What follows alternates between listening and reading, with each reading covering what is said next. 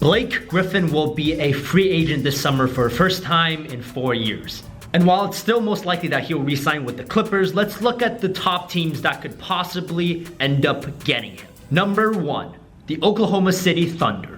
This is the team that most people talk about when we talk about where Blake Griffin could potentially leave Los Angeles to go to. After losing 4-1 to the Houston Rockets in the first round, it was very clear that the Thunder need a second playmaking star. And the idea of having two athletic freaks, Russell Westbrook and Blake Griffin, on the floor at the same time is pretty sexy on paper. However, I will say that Blake Griffin is not the player that he was 2 years ago, especially athletically. So don't be expecting Lob City 2.0. However, there's no doubting Blake Griffin's versatility on the offensive end of the floor, and he would definitely by far be the second best player on this team if he were to join the Thunder. Now, a thing for the Thunder management to consider and for Thunder fans to think about is that if the Thunder are to get Blake Griffin, they would probably have to trade away Enes Kanter in his contract because they would have to basically free up a lot more space in their front court. So that's something to keep in mind. And it's not always easy moving someone like Enes Kanter, who's making $17 million per year, and to move his contract and find a team willing to take that on. Number 2, the Indiana Pacers. This is a team that I haven't really heard people talk about, but it actually makes a lot of sense. So Paul George has 1 year left on his contract, assuming he doesn't get traded. And so assuming the Pacers want to keep Paul George, they have basically this next season to really prove to Paul George that they can at least be contenders in the East for the future. So they're really in win now mode in my eyes. Now, if the Pacers are in win now mode, Blake Griffin is a perfect signing for them. Blake Griffin would provide them that second offensive star that they need, and he wouldn't have to take on any primary scoring responsibility because you got Paul George for that. And also, Blake Griffin is actually a pretty good fit alongside Miles Turner. Miles Turner is already a capable shooter both from mid-range and from three-point range. He'll give Blake Griffin a lot of room in the inside to operate, and Miles Turner will also alleviate a lot of Blake's defensive responsibilities since Miles Turner is a good rim protector and defense isn't exactly Blake Griffin's strong suit. Number 3, the New York Knicks. So it's pretty clear that Melo is gonna be traded. I mean, I think all of us would be pretty surprised if he doesn't get traded by the time that the 2017-2018 season begins.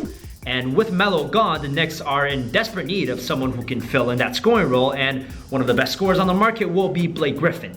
Now, similar to the way Blake Griffin fits alongside Miles Turner, Blake Griffin would also be a pretty good fit alongside Porzingis. Porzingis is obviously a good shooter, a really great shooter for his position. He can stretch the floor for Blake. Porzingis has also shown the capability to be a really good rim protector when he needs to, again, alleviating Blake's defensive responsibilities.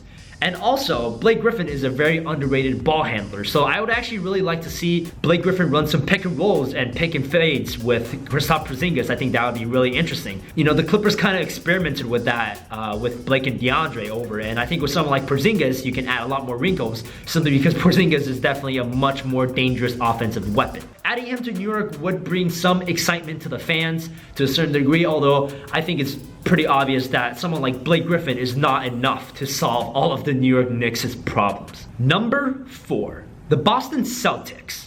So I think the Celtics' number 1 priority this summer should still be chasing Gordon Hayward. Gordon Hayward obviously is another big name free agent this summer. He played for Coach Brad Stevens during his time at Butler, and in fact, their friendship reportedly goes back to the early high school days of Gordon Hayward. The Celtics' number 1 priority should be chasing Gordon Hayward because they obviously need a second scoring option to go alongside Isaiah Thomas. And Gordon Hayward is just a much younger, much more reliable, a player that will fit in more easily with the Celtics right now. However, if Hayward stays in Utah or the Celtics don't manage to get him, Blake Griffin is another good option because the Celtics have been sorely lacking a playmaker at the power forward position. Say what you want about Blake and all his struggles, he is much better than Amir Johnson and Jonas Jerebko. And I think Blake Griffin would fit surprisingly well in Brad Stevens' offense. And Brad Stevens' current offensive system, the Boston big men have the ball quite a few times, and they're actually able to make a lot of these decisions, hand off to a perimeter player, toss it to the opposing wing, try to toss it into the post. just based on the fact that Al Horford averaged 5 assists for the Celtics last season, shows that Boston big men really have the opportunity to be playmakers. And one of the most underrated parts about Blake Griffin's game is the fact that he's a great passer for his position and that he has ball handling skills to make stuff like this happen. So I could see him fitting really well in the Boston system. Number 5, the Denver Nuggets. Now this is a team that might shock a couple people because the Denver Nuggets aren't usually thought of as a free agent destination for any player really, but if we break it down, it makes sense for 2 main reasons. Number 1, in terms of basketball strategy, the Denver Nuggets need someone to pair alongside Jokic in the front court. With Blake Griffin and Jokic, 2 of the best passing big men we have in today's NBA, you could expect some beautiful high-low action and they would have a lot more offensive versatility to run.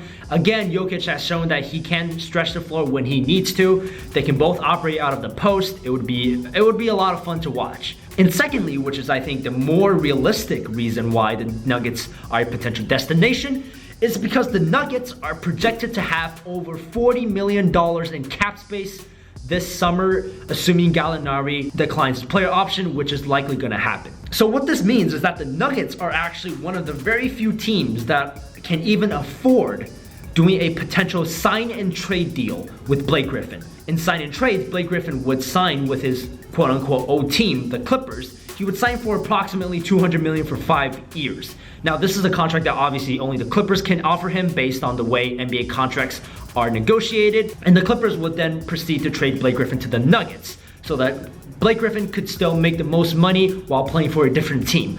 A lot of other teams simply do not have the cap room to offer Blake Griffin close to $40 million per year, which is probably what he'll demand. And again, something about free agency is that, look, players do care about money. Any NBA player who has ever said that they don't care about money is straight up lying. And even for someone as rich as Blake Griffin, $50 million extra dollars is still a lot of money. And that is a big factor in the decision, which is why I still think fundamentally, if I were to bet my money today, I'd probably still say that Blake Griffin re-signs with the Clippers just because the Clippers can offer him the most money, the most stability, and all those things. Alright, that is it for today's video. Thank you so much for watching. If this is your first time here on this channel, make sure to subscribe for more future NBA videos. I do deep dives into some topics. I do just generally interesting stuff, NBA related. So, first time here, consider subscribing.